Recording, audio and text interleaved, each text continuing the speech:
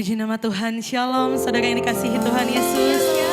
Boleh saya undang untuk kita semua bangkit berdiri saudara, kita boleh sapa satu dengan yang lain.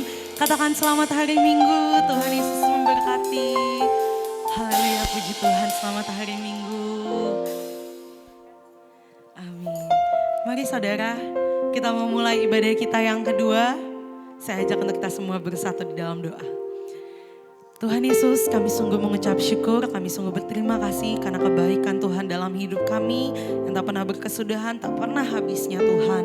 Kami bersyukur, kami berterima kasih kalau kami masih boleh ada sampai saat ini, semua karena anugerahnya Tuhan. Dan saat ini Tuhan, pagi hari menjelang siang hari ini, kami ingin mengangkat setiap pujian kami ingin sembah Engkau Raja, karena kami tahu Tuhan, Engkau yang layak untuk ditinggikan dan Engkau yang layak untuk disembah Tuhan. Terima kasih Tuhan Yesus, terima kasih Roh Kudus. Hanya di dalam nama-Mu kami berdoa dan mengucap syukur.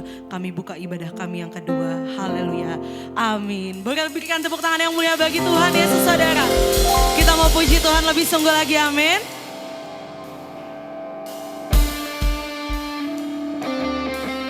Kita percaya bahwa terangnya Tuhan mengubah setiap kehidupan kita, amin. Kita mau nyatakan lebih sungguh lagi lewat setiap pujian kita.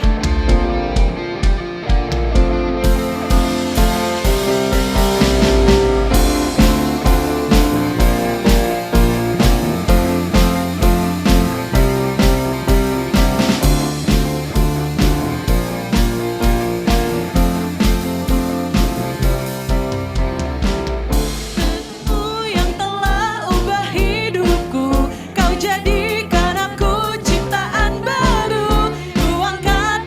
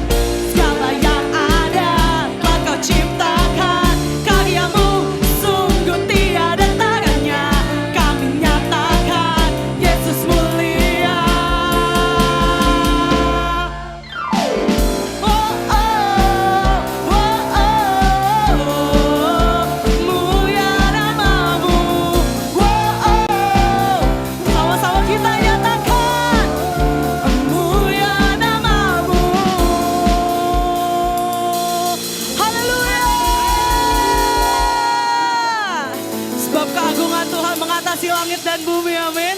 Kita mau rayakan setiap kebaikan Tuhan dalam hidup kita. Kita nyatakan bahwa Dia adalah segalanya bagi kita. Raja di atas segala raja, haleluya. Kami bersyukur kepadamu Tuhan. Ini pujian dan penyembahan kami Tuhan Yesus.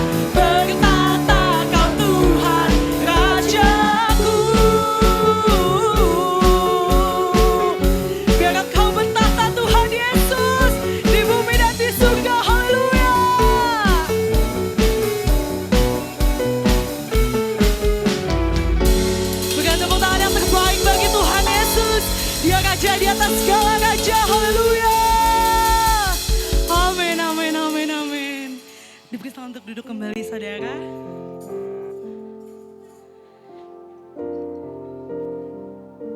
Tuhan Yesus, kami dalami kedalaman hadirat-Mu Tuhan, melalui setiap penyembahan kami, setiap pujian kami, menjadi dupa yang harum, berkenan bagi-Mu Tuhan Yesus. Terima kasih Bapa.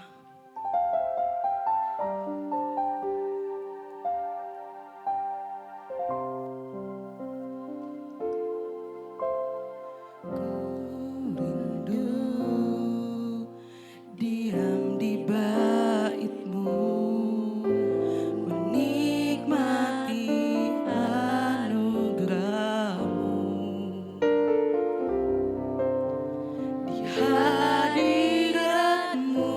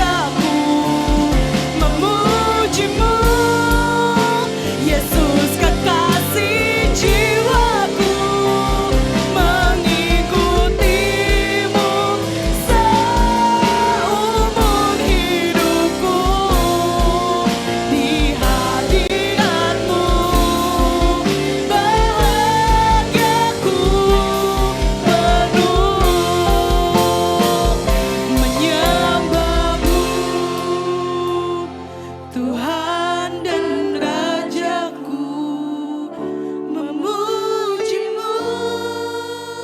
Yesus kekasih jiwaku, mengikutimu Semua seumur hidup kami ikuti Engkau Tuhan. di hadirat-Mu. Bahagia yang tak pernah kami rasakan dimanapun. Bahagia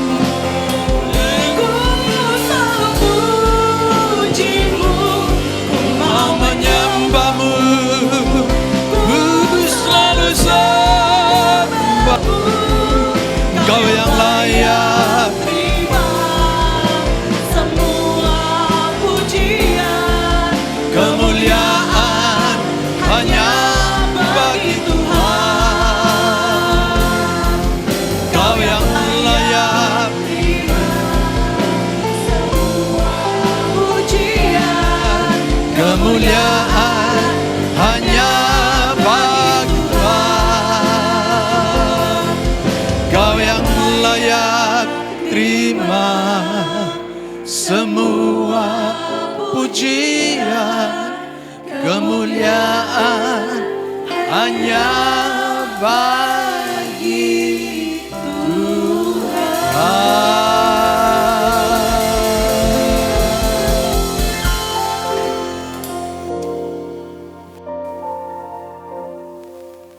Mari kita tenangkan hatimu.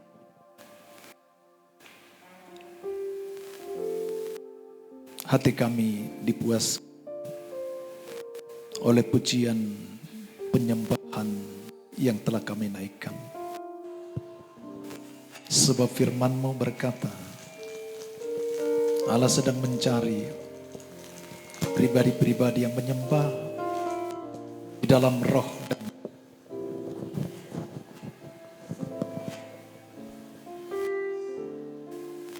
kami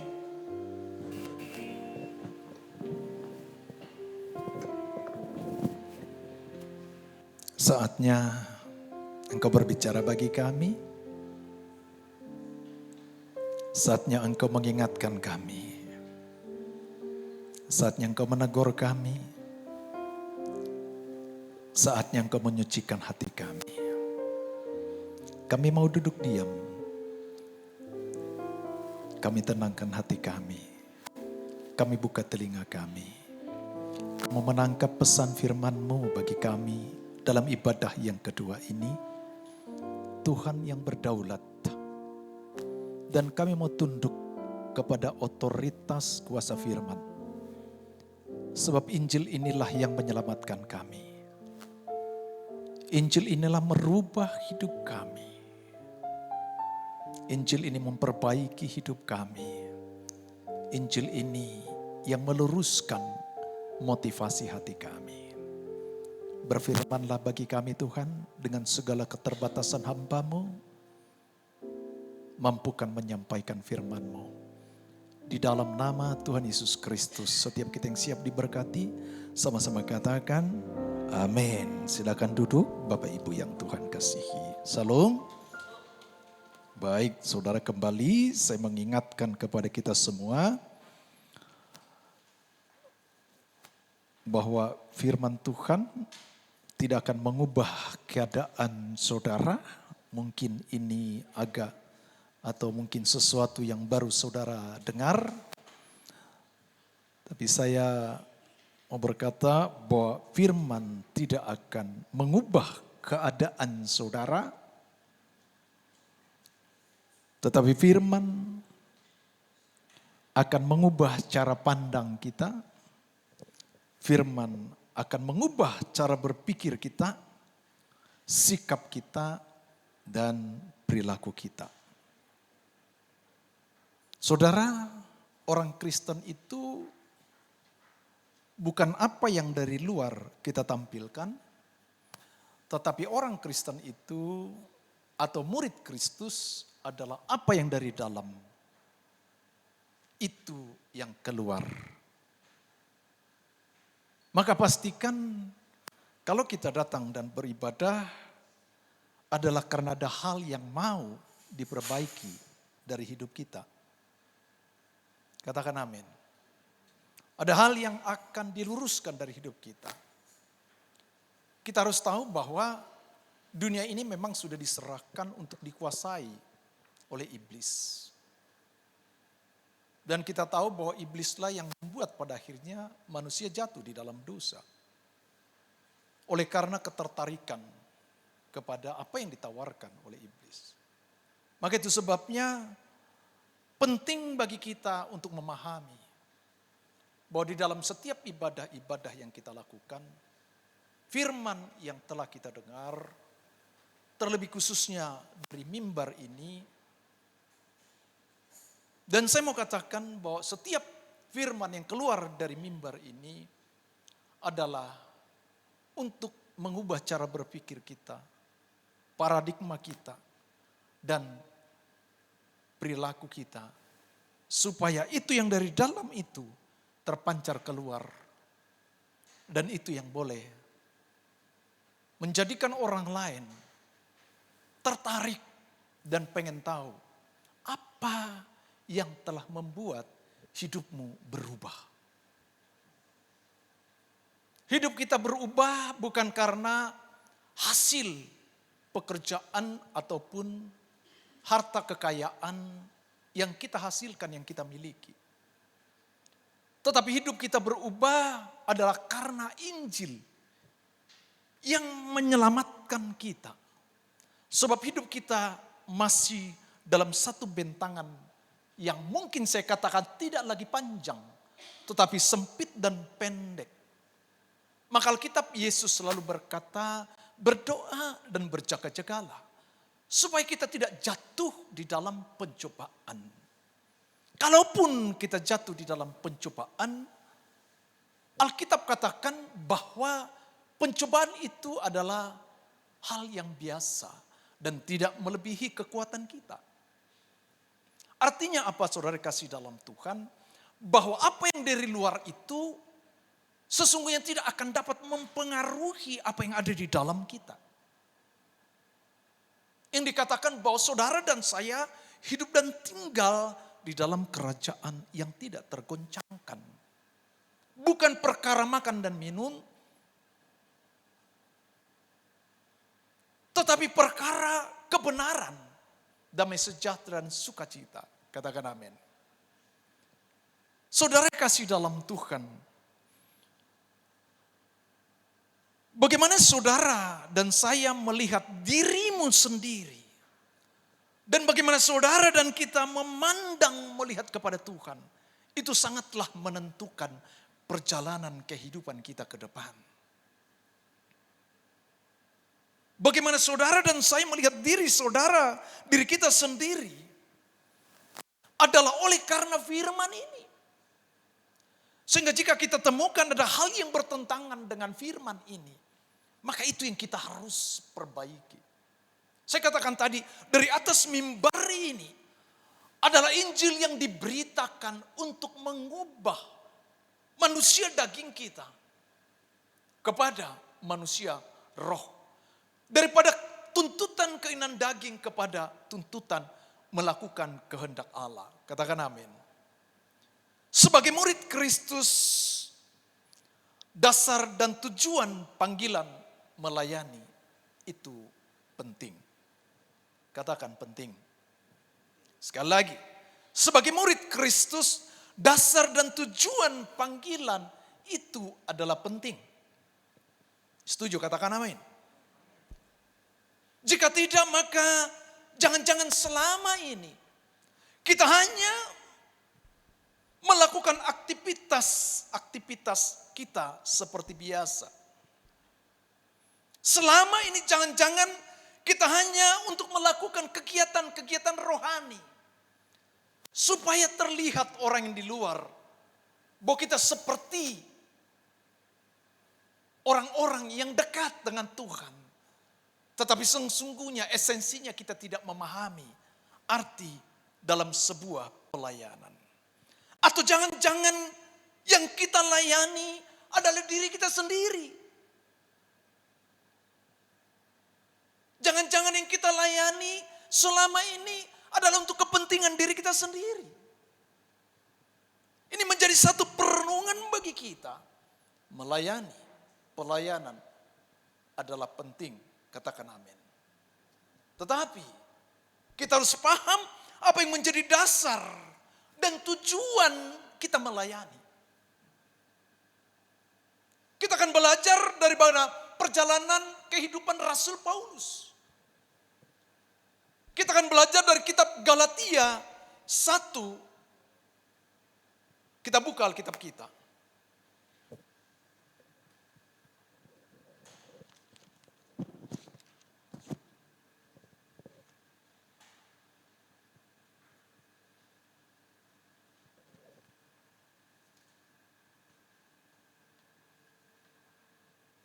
Yang menjadi tema khotbah siang hari ini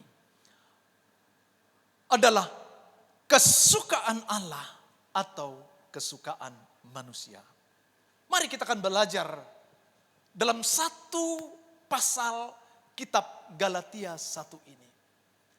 Supaya kita dapat menarik satu benang merah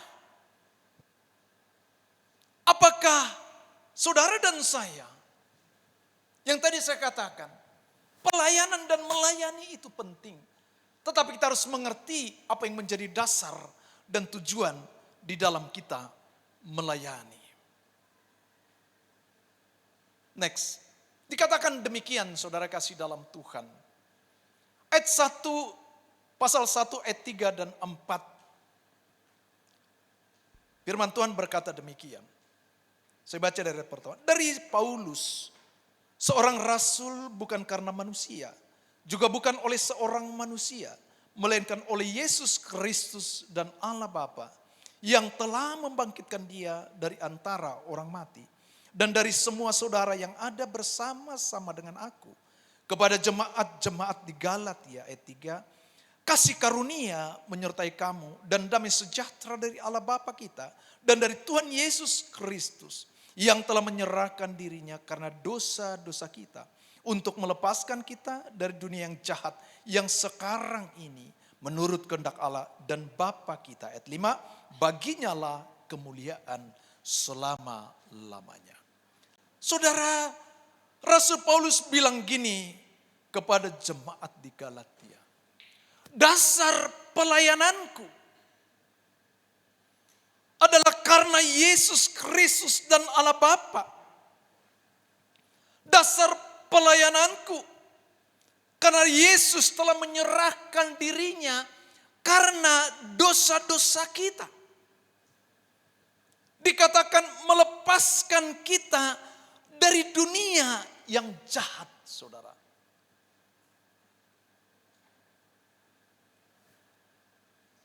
Apa sih dunia yang jahat itu, saudara kasih dalam Tuhan?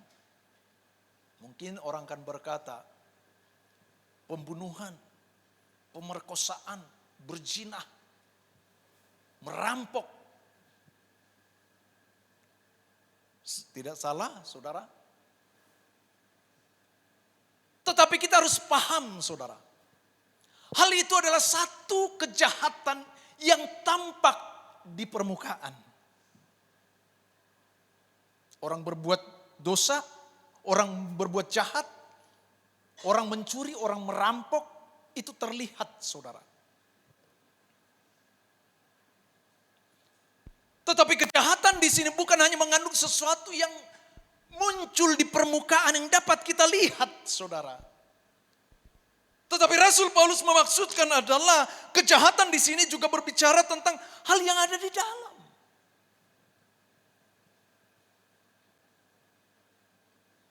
Jangan sampai yang tadi saya katakan, seorang Kristen itu adalah seseorang yang menghasilkan, yang mengeluarkan sesuatu yang ada dari dalam keluar. Jangan-jangan motif-motif yang tersembunyi yang di dalam ini, itu yang muncul, saudara.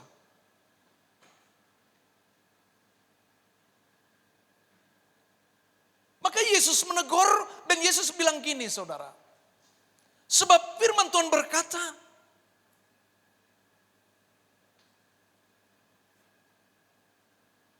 kita buka Alkitab kita di dalam Matius 5, saudara.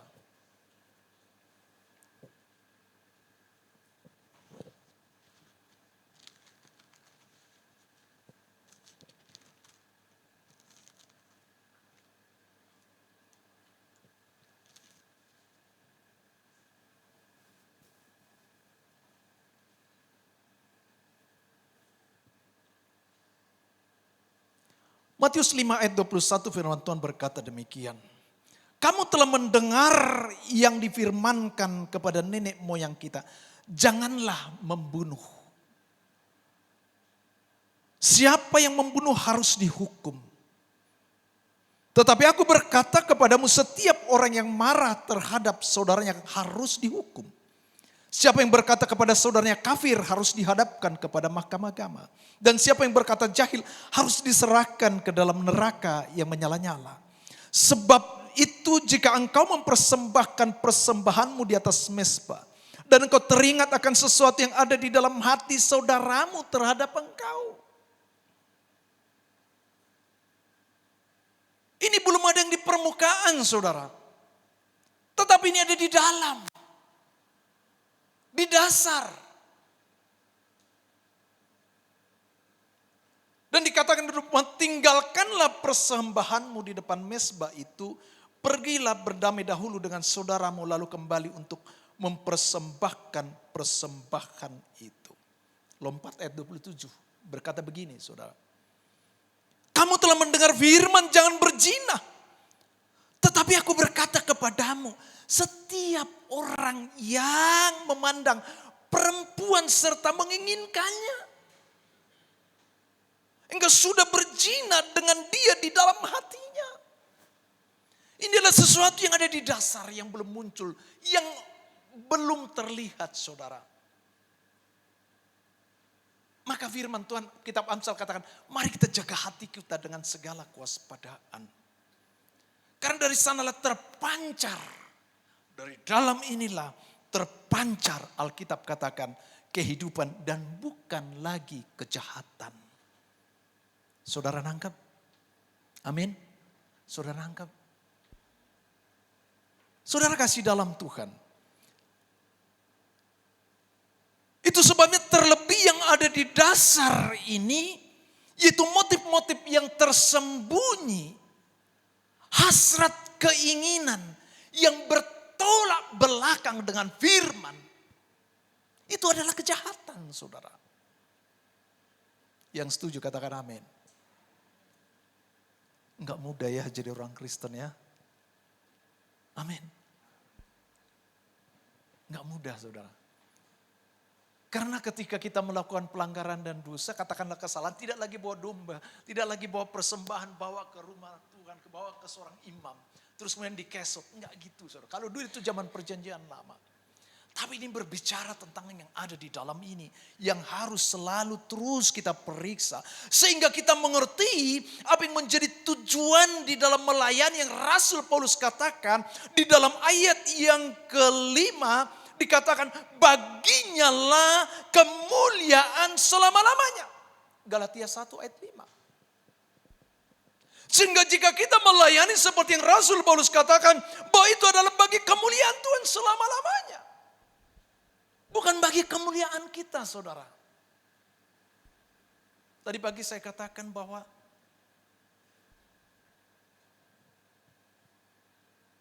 bagaimana kisah Priska atau Priskila. Seorang wanita yang tangguh dan menjadi berkat.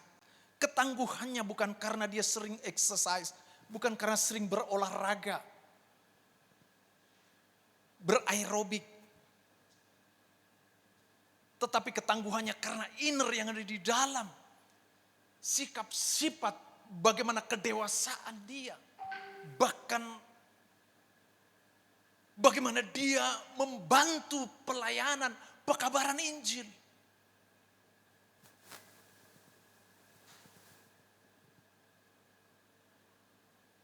Katakan amin. Jadi tujuan kita melayani adalah bagi kemuliaan Tuhan. Kemuliaan Kristus. Bukan untuk kemuliaan kita. Dunia ini menilai orang dengan keberhasilan, prestasi, pangkat, jabatan, dan harta kekayaan. Itu dunia mendefinisikan tentang keberhasilan.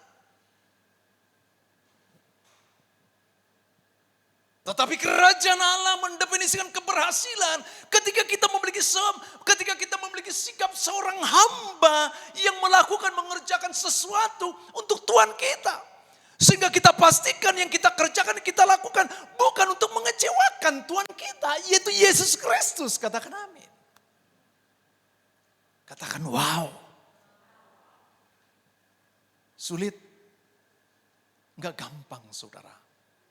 Ini proses kehidupan yang terus dimurnikan dari sehari ke sehari. Dikikis, dibersihkan. Dikikis, sehingga semakin serupa segambar dengan Kristus Yesus.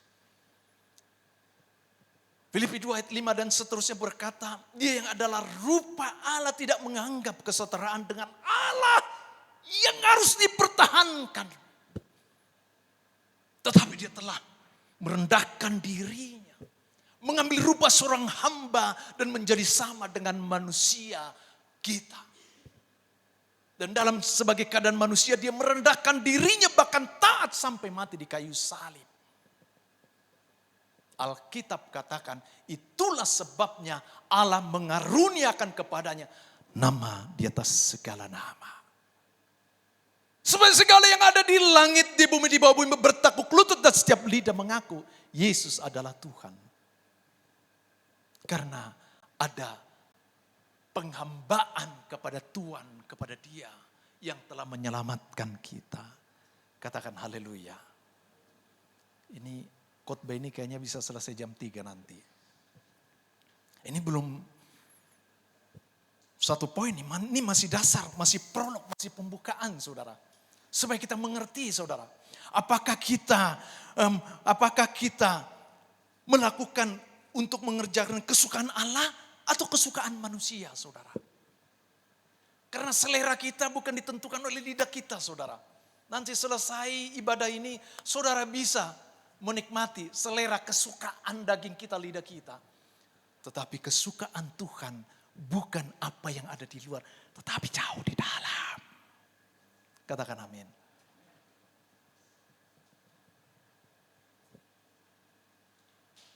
Saudara kasih dalam Tuhan, saudara yang sering mungkin ke Harapan Indah, karena memang saya setiap hari di gerbang Harapan Indah itu saudara ada mungkin 2 atau 3 lah kadang-kala bergantian.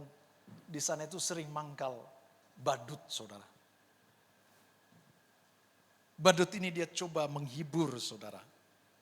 Ya. Dengan tampilan dan dengan gayanya menggunakan mungkin topeng seperti Doraemon atau apa ya. Mungkin ini mata pencaharian dia saudara. Dan dia lakukan itu di balik topeng yang dia kenakan badut ini. Ketika orang tidak ngasih saudara, dia diam aja. Gak ada yang dia lakukan.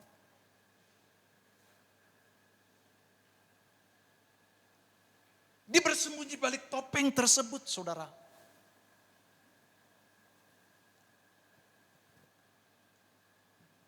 Pertanyaannya, apakah dia kerjakan dilakukan dengan tulus?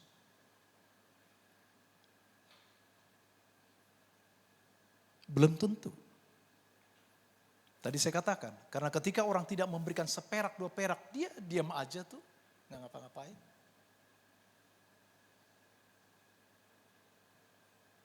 Maka di dalam kitab Galatia 1 ayat 10 ini firman Tuhan berkata demikian, next. Apa yang dikatakan? Kita baca bersama-sama, 3, 2, 1. Jadi bagaimanakah sekarang? Adakah ku cari kesukaan manusia atau kesukaan Allah? Adakah ku coba berkenan kepada manusia? Sekiranya aku masih mau mencoba berkenan kepada manusia, maka aku bukanlah hamba Kristus. Wow. Satu ayat firman Tuhan ini semestinya menggoncangkan hati kita. Apakah kita menyukakan hati Tuhan? Ataukah menyukakan manusia? Atau jangan-jangan kita melayani diri kita sendiri?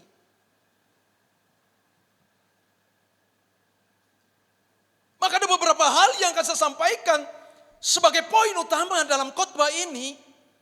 Bahwa seorang hamba Kristus adalah seorang yang mencari kesukaan Allah. Yang setuju katakan amin. Tapi kita akan bedah saudara kasih dalam Tuhan. Yang pertama, ayat 11 dan 12 berkata demikian. Rasul Paulus bilang gini. Sebab aku menegaskan kepada kamu.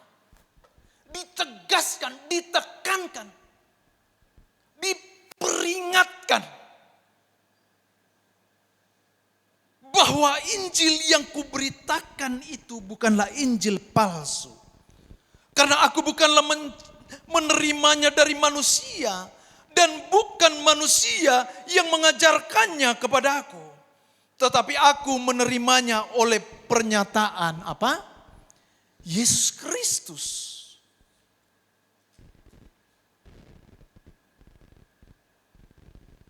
Injil yang diterima bukanlah dari manusia tapi dari penyataan Yesus Kristus dengan memiliki hati yang murni, saudara.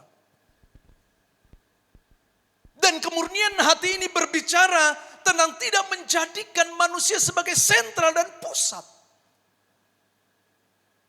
Sama seperti kita, seperti yang ada diambil di mimbar ini, saudara. Bahwa ketika kita melayani, kita tidak sedang pusat kita kepada menyukakan manusia, tetapi menyukakan Tuhan. Dan setiap Injil yang keluar dari mimbar ini adalah Injil yang murni.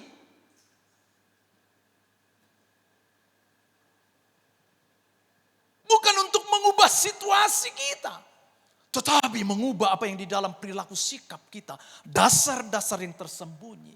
Sehingga wajah kita penuh dengan kemuliaan Tuhan.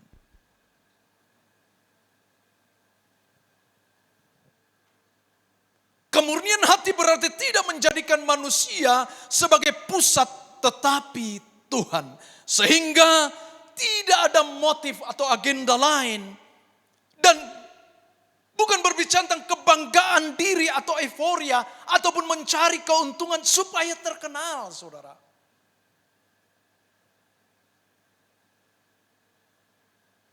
Dalam khotbah saya yang lalu saya juga sudah pernah katakan,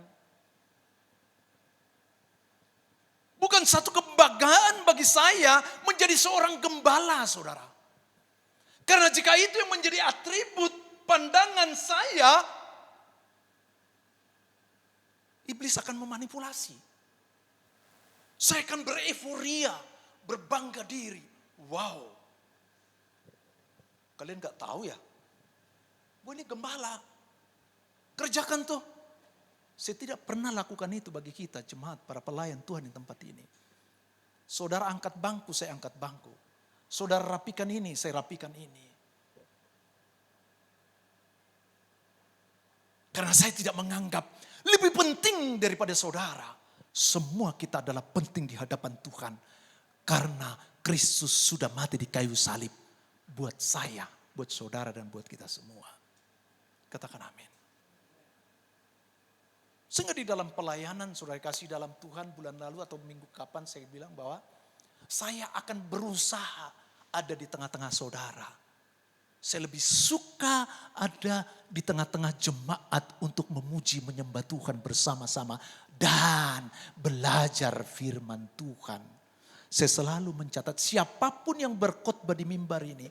Saya selalu mencatatnya. Karena saya tahu manusia ada memiliki kelemahan yang memiliki keterbatasan memori untuk mengingat. Maka saya harus mencatat.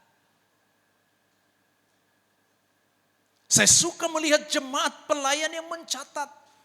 Saya suka melihat pelayan dan jemaat ketika beribadah ada satu exciting.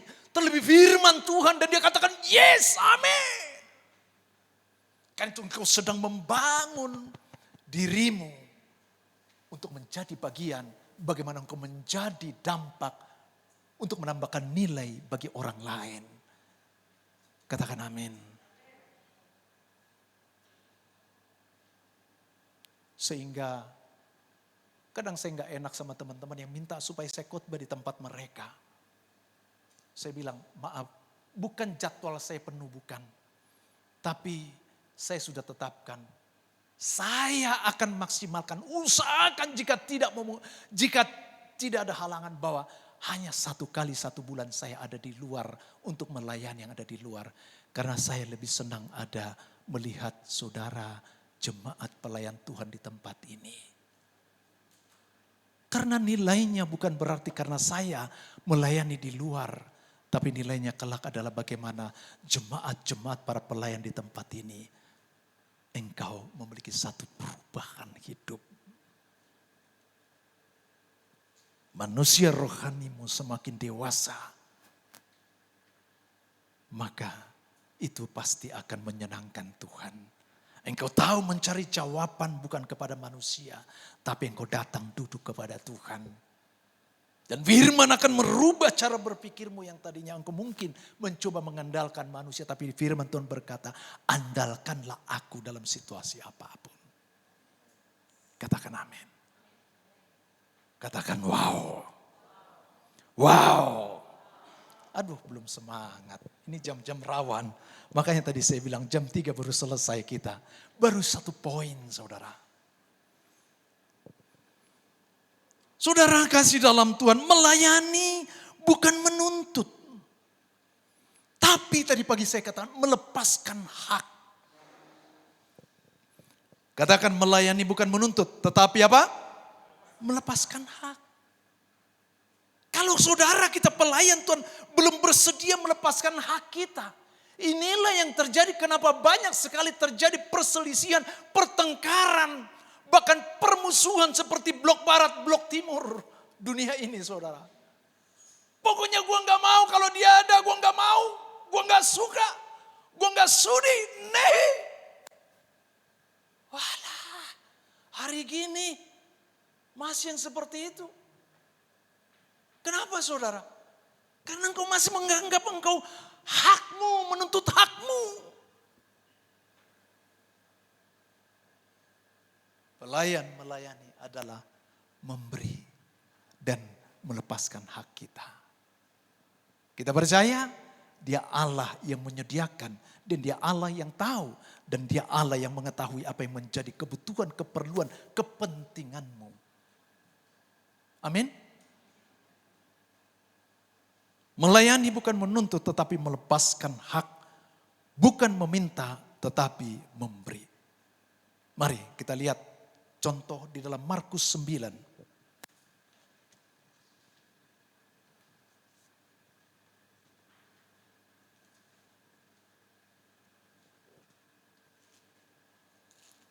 Markus 9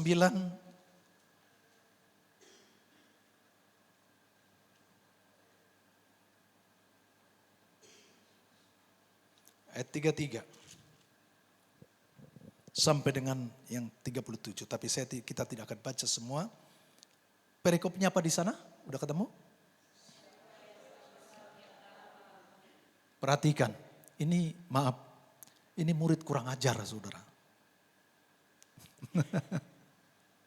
Ya. Perhatikan.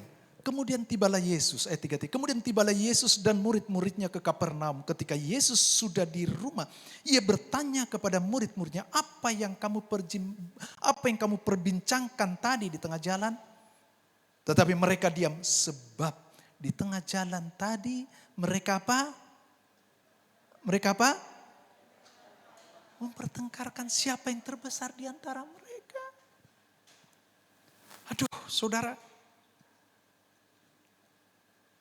Sebelum perikop ini kalau saudara lihat dan baca di sana perikopnya apa? Apa? Sebelum perikop siapa yang terbesar ini apa di sana sebelumnya? Saudara lihat, Yesus sudah mau diserahkan.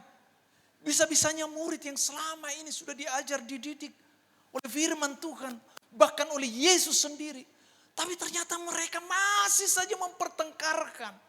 Siapa yang terbesar di antara kita? Wow, ini sifat manusianya ini saudara. Kemarin juga saya bilang, kalau murid saja bisa seperti ini, berarti apalagi kita. Sangat besar kemungkinannya. Betul Pak Gulto? So, what have to do? Apa yang harus kita lakukan? Apa yang kita harus mengerti? Bahkan kalau saudara baca selanjutnya juga, nanti di sana juga bahkan Ibu Yesus meminta supaya muridnya ini, Yohanes dan Yakobus ini bisa ditempatkan di kiri atau kanan Yesus jika dia datang kemudian. Ini bicara tentang tuntutan saudara. Mereka menuntut haknya, bagiannya. Jangan-jangan ada di antara kita para pelayan yang bertanya, wah apa tuh, apa yang gue dapat dalam melayani, gue udah capek-capek, gue udah keluarkan materi, gue udah habis pikiran, perasaan lagi. Wah.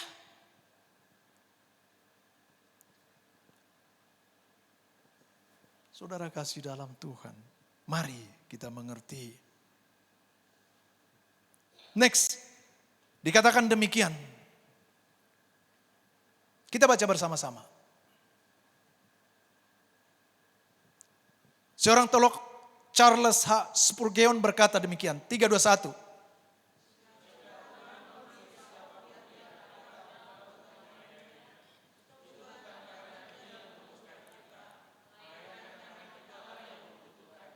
Katakan amin.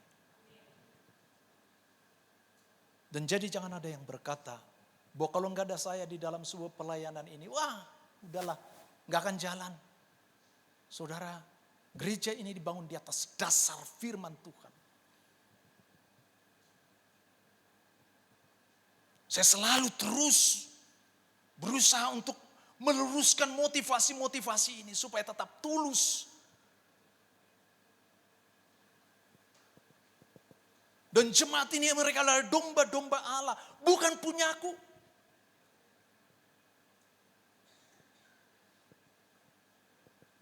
Sebab saya tidak mau seperti dalam Matius 7 yang berkata, bukan setiap orang yang berseru kepadaku Tuhan, Tuhan akan masuk dalam kerajaan Allah.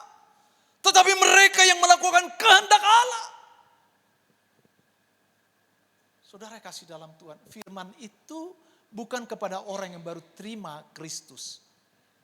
Firman itu adalah teguran kepada para murid. Buat kita khususnya yang sudah ambil bagian di atas mimbar. Jangan sampai firman itu pada akhirnya kelak berlaku buat kita. Kita sudah berjerih lelah di dunia ini berusaha. Kita sudah effort sedemikian. Tapi motivasi kita, hati kita dibelokkan oleh si iblis. Karena mungkin ada hal-hal yang sedang di dalam satu euforia kebanggaan. Wow, kalau saya nanti gini, maka orang akan mengenal siapa saya. Saudara kasih dalam Tuhan. Cukuplah Tuhan kita mengenal kita siapa kita. Sebab dia yang tahu apa yang hidup kita. Amin. Saudara kasih dalam, jika Tuhan memanggil siapapun di antara kita untuk melayaninya, itu bukan karena dia membutuhkan kita, melainkan karena kitalah yang membutuhkannya. Saya percaya masing-masing Tuhan punya destiny dan tujuan dalam panggilan saudara. Amin. Tuhan punya panggilan untuk mempromosikan saudara. Tetapi Yesus mengajar ketika para murid, mereka hendak dan menuntut, siapakah yang terbesar di antara kami? Apa yang Yesus ajarkan? Yesus sedang meluruskan motivasi hati para murid pada saat itu. Ketika Yakobus dan Yohanes mereka bertengkar dalam perjalanan, menuntut siapakah yang terbesar di antara kami? Karena kami telah berjerih lelah, kami telah bersama-sama. Yesus mengambil seorang anak kecil dan dudukkan di antara mereka. Jika kamu mau yang terutama, maka jadilah seperti seorang anak kecil ini. Katakan amin. Yesus sedang meluruskan jalan ini. Saudara nangkep?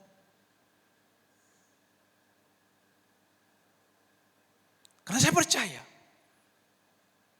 Tuhan punya tujuan kepada Pamadam. Tuhan punya tujuan, destiny panggilan khusus juga buat Pak Brema. Demikian juga kepada Pak Wawa, Pak Sihombing, Pak Gultam, semua kita yang dalam tempat ini. Tuhan punya panggilan-panggilan khusus. Tetapi kita harus mengerti. Jangan sampai dimanipulatif. Katakan amin. Saya akan berbangga melihat ketika jemaat para pelayan kau maju di dalam manusia rohanimu yang pada akhirnya Tuhan juga memberkatmu dalam pekerjaan usaha bahkan pelayanan kita. Tapi biarlah itu kita lakukan dengan dasar step langkah yang benar sesuai dengan firman Tuhan. Katakan amin. Usaha pekerjaanmu diberkati, pekerjaanmu diberkati, studimu diberkati, pekerjaanmu diberkati, usahamu diberkati. Katakan amin. Tapi bukan pergi ke Gunung Kawi, saudara. Amin. Saudara kasih dalam Tuhan. Seorang hamba Kristus adalah seorang yang mencari kesukaan Allah, bukan manusia. Yang kedua, next.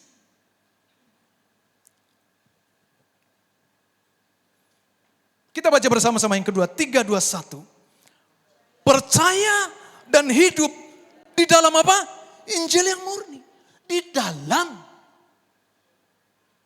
Berarti kita tinggal di dalam firman, saudara.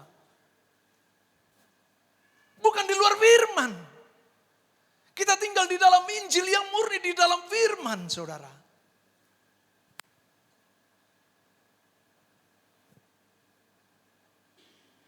Di dalam ayat yang ke-15 dan 16 kembali kepada kitab Galatia 1 berkata demikian.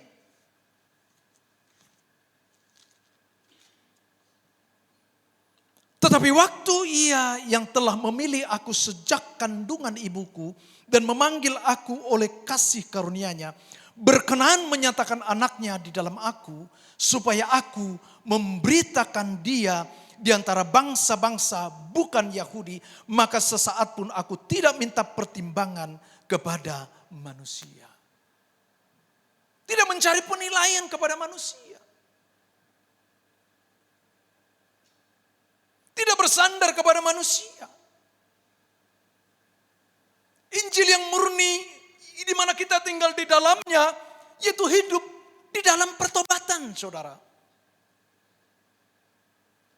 Semua kita ini adalah orang-orang yang sering kali berbuat salah, saudara. Semua kita ini adalah orang-orang bahkan mungkin juga pernah jatuh, saudara. Tetapi ketika kita sadar dan ketika kita berbalik, itulah yang Tuhan senang.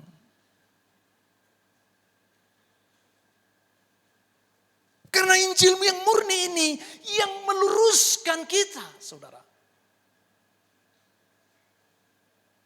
Tapi Tuhan benci kepada orang yang mencari pembenaran atas kesalahan-kesalahan. Bahkan menyalahkan orang lain dan juga menyalahkan Tuhan, saudara. Wah, jika orang masih seperti ini, saudara, berarti dia tidak pernah izinkan firman ini merubah hidup dia. Dia sedang bertanding di dunia dengan cara-cara pola dia. Dia tidak sungguh-sungguh menerapkan firman ini. Katakan amin. Tuhan benci kepada orang yang mencari pembenaran atas kesalahan-kesalahan orang lain yang juga bahkan membuat satu konflik.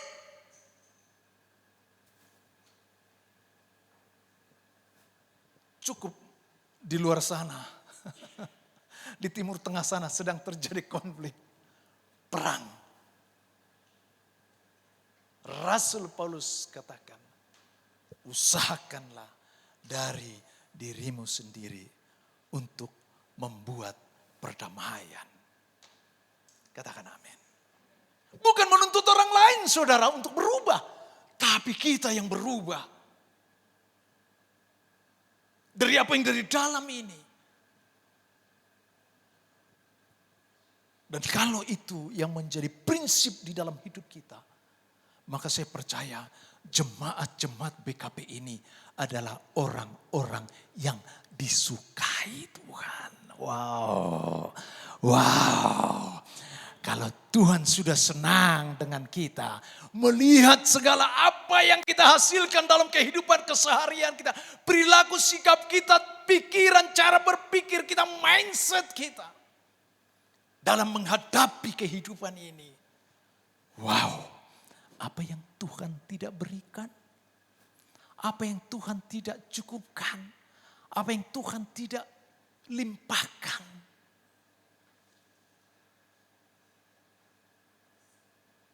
Firman Tuhan berkata, mari datanglah kepada aku selama aku berkenan untuk ditemui. Artinya apa? Dalam zaman kasih karunia ini, di dalam waktu-waktu yang kita lewati ini, saudara kasih dalam Tuhan, di dalamnya kita berkarya dan bekerja dan melakukan seturut dengan apa yang Tuhan mau.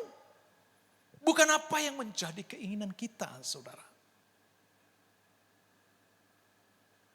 Percaya dan hidup di dalam Injil yang murni, ini akan menjadikan saudara dan saya di dalam ayat yang ke-23 berkata demikian. Mereka hanya mendengar bahwa ia yang dahulu menganiaya mereka, maksudnya Rasul Paulus, sekarang memberitakan iman yang pernah hendak dibinasakannya. Justru Rasul Paulus saat itu dikatakan memberitakan iman. Bahwa keselamatan bukan karena perbuatan. Bicara tentang kitab Galatia, bicara tentang Rasul Paulus membongkar cara berpikir orang-orang Yahudi pada saat itu. Bahwa mereka telah terima Kristus, tetapi ditambahkan dengan melakukan hukum Taurat dengan perbuatan. Maka Rasul Paulus menyampaikan ini sebagai berita Injil yang murni, yang telah membangun dan memberitakan iman bahwa Yesus cukup bagi mereka. Bahwa keselamatan adalah karena kasih karunia, bukan karena perbuatan kita. Katakan amin. Jika demikian bukan berarti menurunkan standar derajat kita bagaimana ketaatan orang-orang ahli Taurat, saudara. No. Tetapi justru ini membuka mata rohani kita. Wow, sedemikian baiknya Tuhan kita ini. Tidak ada yang baik telah kita perbuat.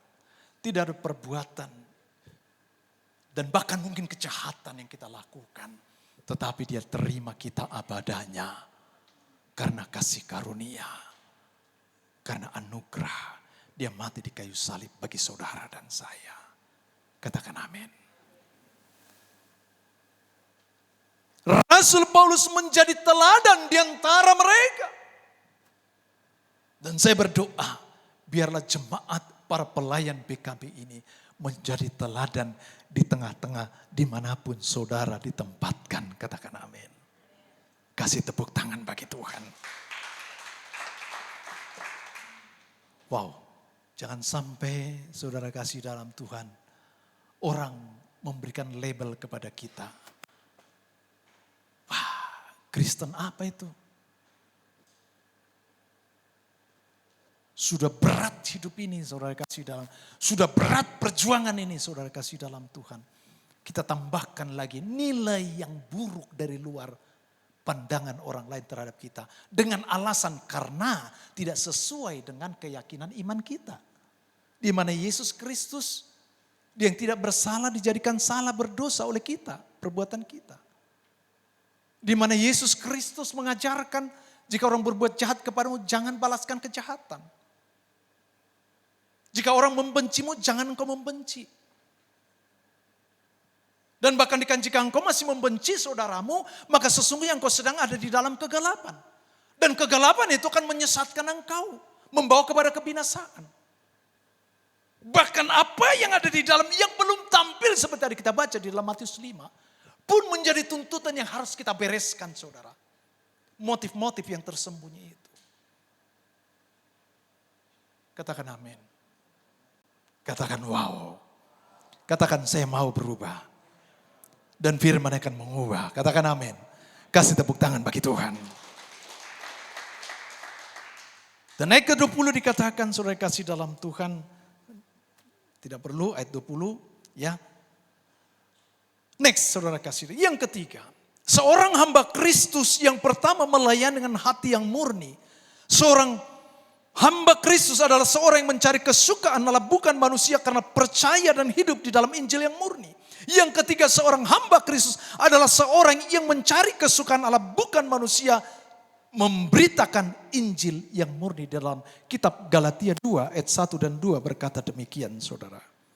Galatia 2 ayat 1 dengan 2. Kemudian setelah lewat 14 tahun aku pergi pula ke Yerusalem dengan Barnabas dan Titus pun kubawa juga. Ayat kedua, aku pergi berdasarkan satu penyataan dan kepada mereka kubentangkan, kepada mereka kuberitakan, kepada mereka kusampaikan, kubentangkan Injil yang kuberitakan di antara bangsa bukan Yahudi dalam percakapan tersendiri kepada mereka yang terpandang supaya jangan dengan percuma aku berusaha atau telah berusaha. Yang ketiga memberitakan Injil yang murni. Kitab Efesus 2 ayat 8 sampai dengan 9 bahwa keselamatan adalah oleh karena kasih karunia bukan usaha manusia. Bukan berarti kita berdiam dan kita tidak melakukan apapun.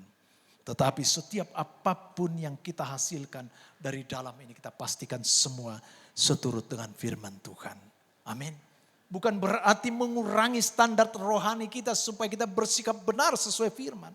Tetapi justru semakin mendorong, memotivasi kita sebagai satu bentuk penghargaan, penghormatan kita kepada salib Kristus di mana Yesus telah mati bagi saudara dan saya. Sehingga keselamatan adalah inisiatif Allah. Mengaruniakan putra yang tunggal Yesus Kristus disalibkan, mati, dikuburkan, hari ketiga dia bangkit dari kubur. Tidak lama lagi kita akan merayakan Jumat Agung dan Paskah.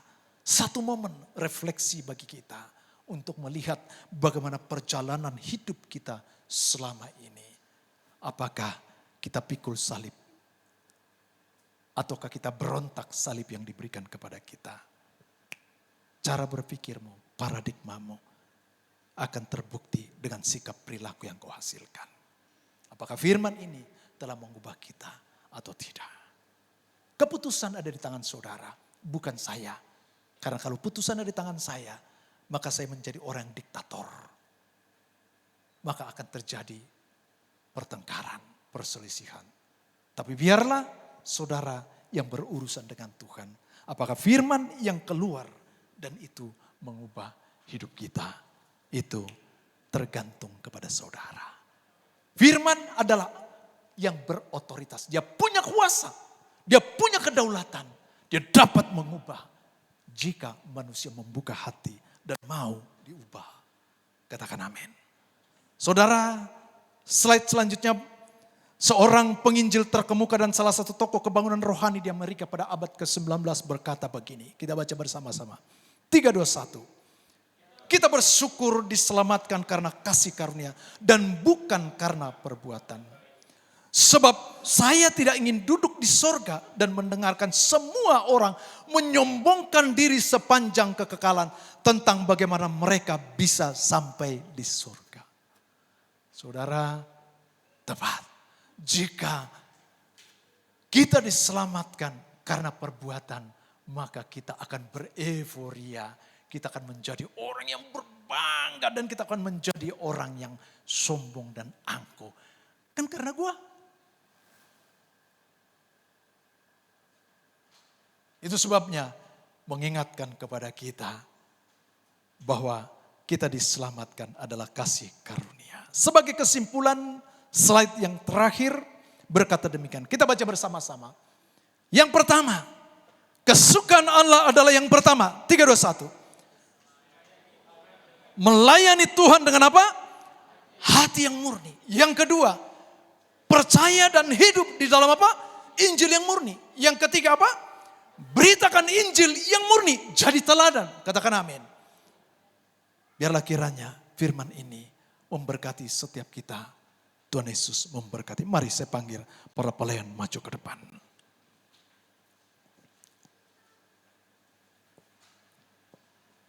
Melayani lebih sungguh.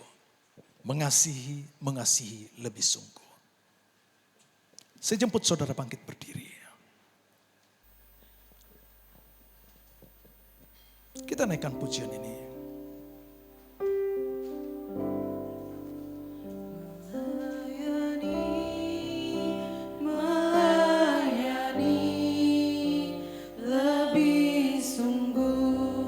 Amin.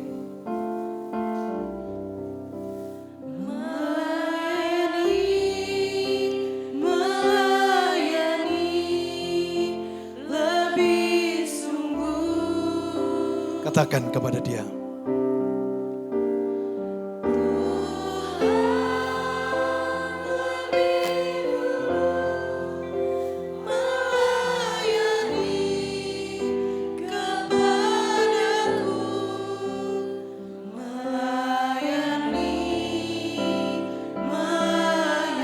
Terima kasih Tuhan. Biarkan musik saja. Pejamkan mata saudara, tundukkan kepala saudara sejenak. Jika firman Tuhan sudah disampaikan dalam ibadah yang kedua ini. Mungkin saat ini saudara ada pada titik di mana saudara sedang berkata, rasanya melayani, jenuh, capek, letih, semangat.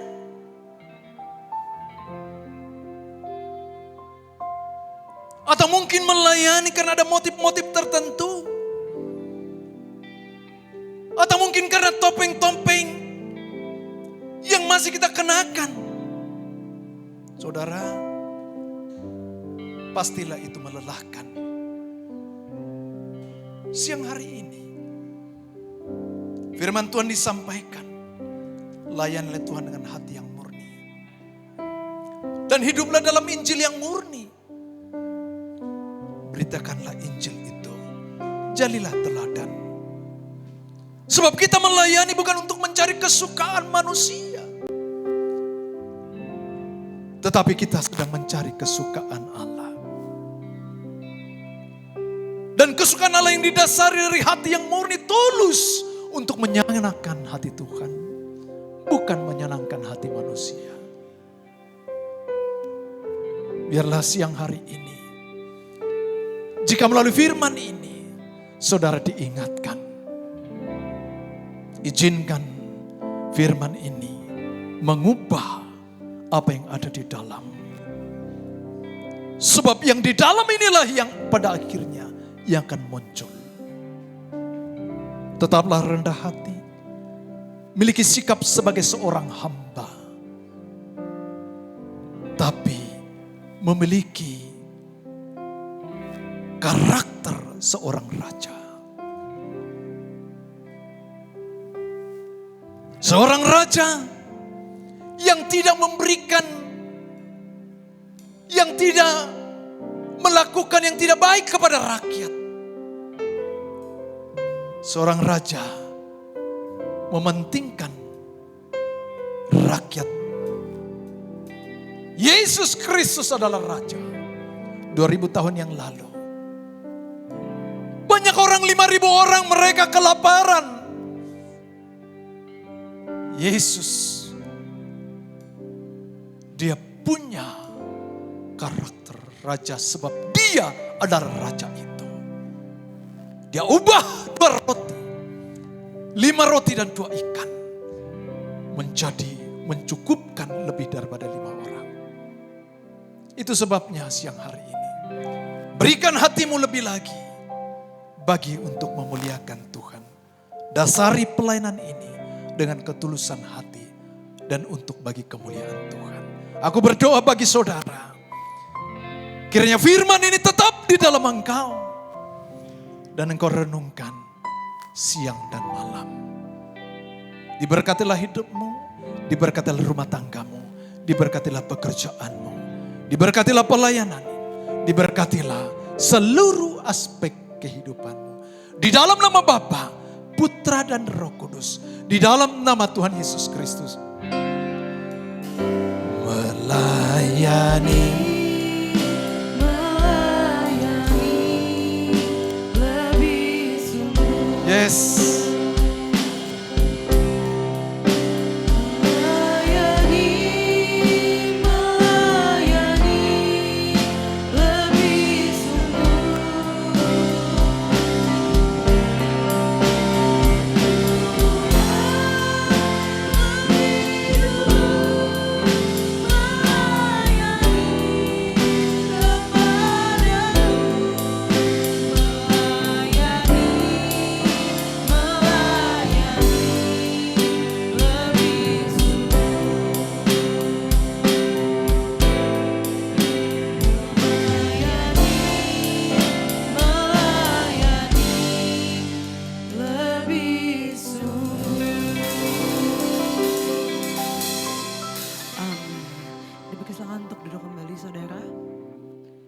Mari saudara kita persiapkan persembahan kita yang terbaik sembari kita akan mendengarkan pengumuman untuk seminggu ke depan.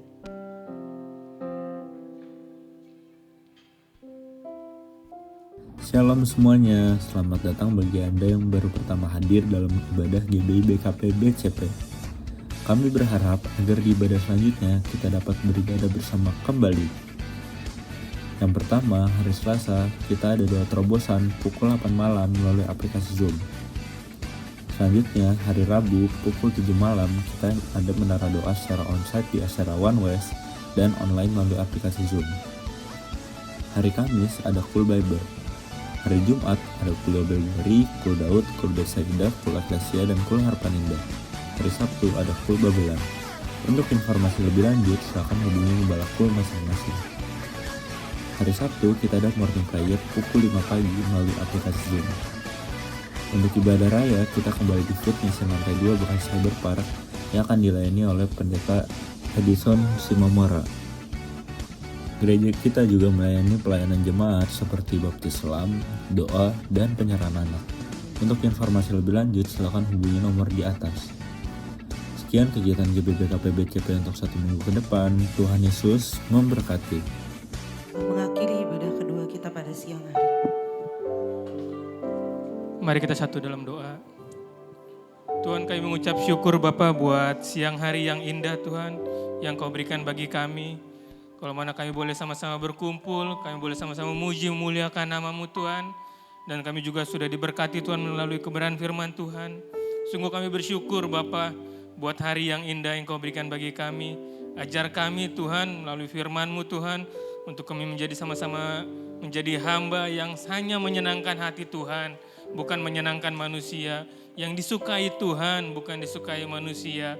Pakai setiap kami Tuhan, sebab kami percaya ketika kami disukai oleh Allah, maka kami akan cakap untuk memberitakan firman-Mu dimanapun kami berada, menjadi saksi-Mu dimanapun kami berada, bahkan memberitakan Injil-Mu Tuhan dimanapun kami berada. Pakai setiap kami Bapa, urapi setiap kami, sebab tanpa Tuhan kami tak dapat melakukan apa-apa. Pada siang hari ini juga Tuhan kami bersyukur Bapa buat kebenaran firman Tuhan yang boleh disampaikan oleh hamba-Mu Bapa. Mari kita sama-sama arahkan tangan kita buat Bapak dan Ibu Gembala kita. Tuhan, kami bersyukur Bapak, Engkau yang telah menempatkan kami Tuhan, untuk kami sama-sama diajar, untuk kami sama-sama dididik, bahkan kami sama-sama boleh digembalakan Tuhan oleh hamba-Mu Tuhan. Kami percaya Tuhan, Engkau yang pakai hamba-Mu, Engkau yang urapi hamba-Mu Tuhan, jagai dimanapun dia berada, apapun yang dia lakukan, apapun dia kerjakan, biar semuanya boleh seturut dengan kehendak Tuhan. Pakai dia Tuhan, urapi dia. Kami percaya Tuhan banyak jiwa-jiwa Tuhan yang menantikan uluran tangan-Mu melalui hamba-Mu ini Bapa. Pakai hamba-Mu ini beserta keluarga besarnya Bapa, menjadi contoh, menjadi teladan bagi kami para jemaat, bahkan pelayan-Mu Tuhan. Kami percaya Tuhan, Engkau akan pakai dalam pekerjaan, dalam pelayanan, aktivitas, bahkan apapun yang dilakukan, apapun yang dikerjakan Tuhan buat berhasil dan beruntung. Hanya di dalam nama Tuhan Yesus, bahkan kami percaya Tuhan, setiap kami yang hadir pada hari ini Tuhan, Tuhan berkati kami, Tuhan urapi kami. Bahkan apa yang menjadi kebutuhan, apa yang menjadi kerinduan kami, Tuhan yang jawab indah pada waktunya. Hanya di dalam nama Tuhan Yesus kami juga berdoa buat persembahan yang sudah kami berikan Tuhan. Kami percaya Tuhan, agar persembahan ini boleh menjadi dupa yang harum dan boleh bergunakan untuk memperlebar kerajaan-Mu di muka bumi ini Bapa. Sebentar juga kami mau pulang Tuhan, lindungi kami dalam perjalanan, tibakan kami di rumah dengan selamat tanpa kurang suatu apapun, dan berkati kami Tuhan melalui berkat yang akan diberikan oleh gembala kami bagi kami. Hanya di dalam nama Tuhan Yesus kami telah berdoa dan mengucap syukur. Haleluya. Amin.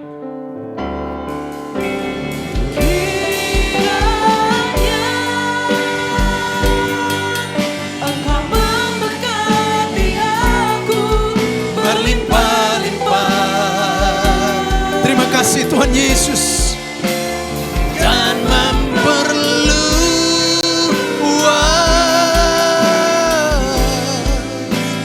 daerahku, diberkatilah hidupmu, rumah tangga, usahamu diperluas oleh Tuhan. Dan kiranya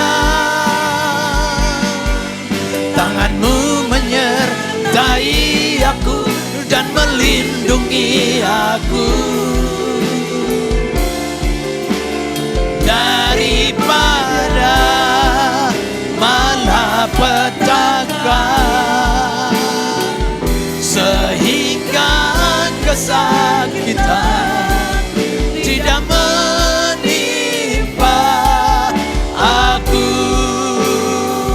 sehingga kesakitan tidak menimpa aku. Sekali lagi katakan, sehingga mari angkat tangan saudara, tidak menimpa aku.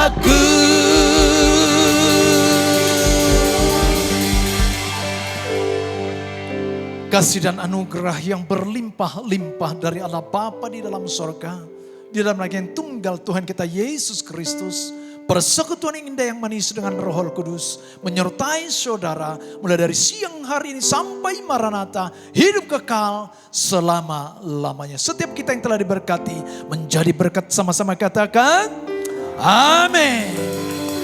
Selamat berharap.